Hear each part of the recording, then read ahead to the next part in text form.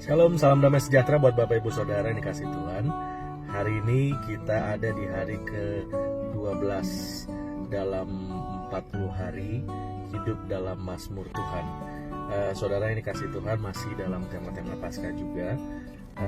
Hari ini saya mau ajak saudara untuk melihat Mazmur pasal 119. Mazmur pasal 119 ayat 10 sampai ayat yang ke-15. Mazmur 111 ayat 10 sampai yang ke-15. Demikianlah bunyi firman Tuhan. Dengan segenap hatiku aku mencari Engkau. Janganlah biarkan aku menyimpang dari perintah-perintah-Mu. Dalam hatiku aku menyimpan janji-Mu supaya aku jangan berdosa terhadap Engkau. Terpujilah Engkau ya Tuhan, ajarkanlah ketetapan-ketetapan-Mu kepadaku. Dengan bibirku aku menceritakan segala hukum yang Kau ucapkan. Atas petunjuk peringatan-peringatan-Mu aku bergembira seperti atas segala harta.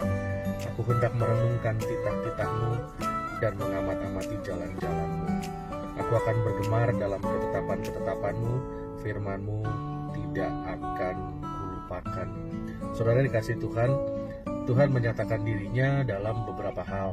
Yang pertama, Tuhan menyatakan diri di dalam alam semesta ini, di dalam semua ciptaannya.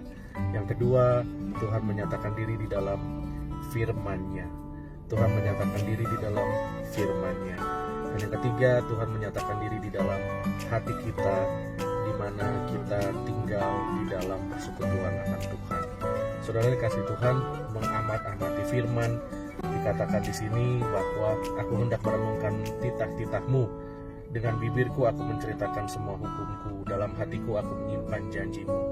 Saudara, biarlah hari-hari ini kita semakin mengenal Tuhan dengan membaca firman Tuhan.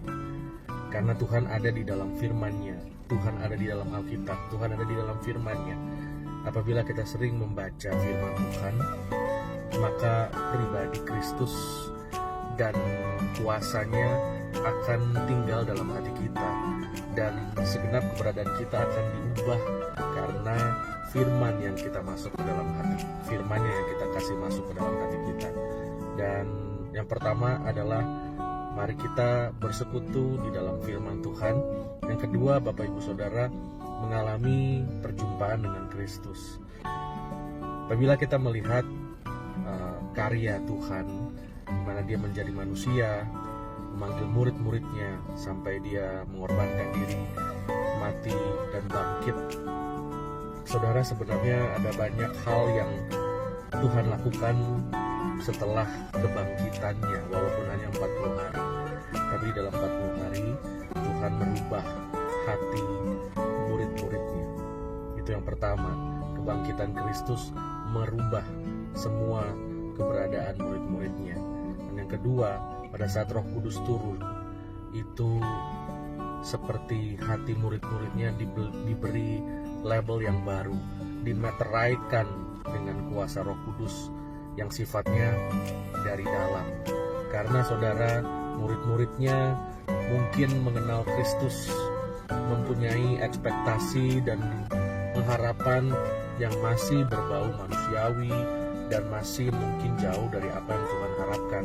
Tetapi pada waktu Kristus bangkit dan pada waktu Roh-Nya turun, sesuatu terjadi di dalam hati kita.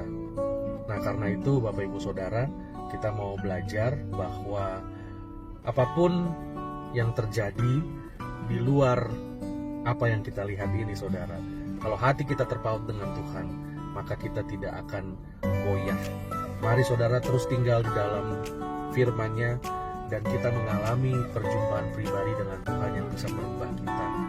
Bukan apa yang kita pelajari dan kita lihat di luar, tetapi biarlah kita mengundang Tuhan untuk mengerjakan sesuatu dalam hati kita. Mengundang Tuhan untuk mengerjakan sesuatu dari dalam hati kita.